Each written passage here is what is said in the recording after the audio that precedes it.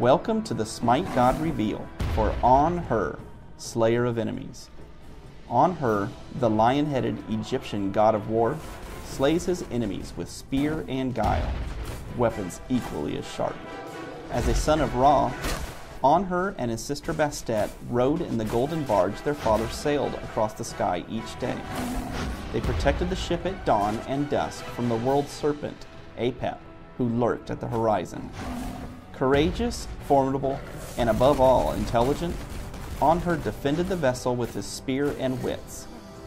With Apep gone, Ra became pharaoh, Bastet became the goddess of cats and women, and Anhur donned the mantle of the god of war. This is how he became known as the Slayer of Enemies.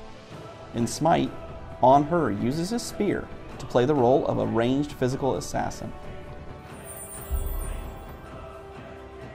Anhur's passive is called Cripple. All of Anhur's spear attacks reduce the target's physical power by 20% for 3 seconds.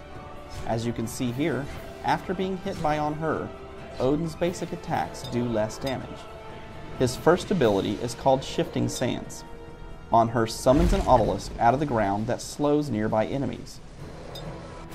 All of Anhur's basic attacks also do more damage to any enemy standing in the surrounding sands. His second ability is Impale. Anhur throws his spear with great might, doing damage and knocking back the first enemy god that it hits. If the god is knocked back into a wall, they are also stunned. The spear passes through minions, doing damage to them as well. His third ability is Disperse.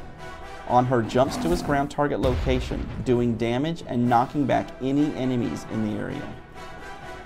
Anhur's ultimate ability is Desert Fury. Anhur channels the fury of the desert, throwing multiple empowered spears that pass through everything, doing damage to all enemies in their path.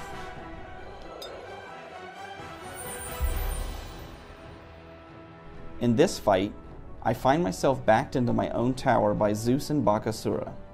I see my allied Zeus preparing to attack from the jungle. As soon as he drops his lightning storm, I jump into the fight with Disperse and drop Shifting Sands right behind Zeus. I activate my ultimate to finish him off before he gets away. A few moments later, we have the enemy Bakasura backing up to his own tower.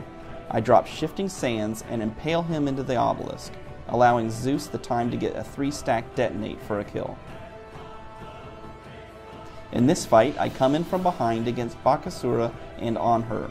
I impale Bakasura into the wall and throw down Shifting Sands to keep him in range of the lightning storm. I switch to the retreating Anhur and activate my ultimate to get him low as I run past him.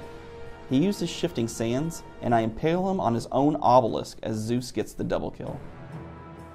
I initiate the next fight by closing distance with Disperse and using Shifting Sands to place the obelisk between myself and Sobek. I impale Zeus to the wall and activate my ultimate as I back up to avoid Sobek's charge. I fire basic attacks into the fight to pick up a double kill. An enemy Bakasura joins the fight late and tries to escape. I use Disperse to close distance and use Shifting Sands into an impale to try to stun him, but he narrowly escapes.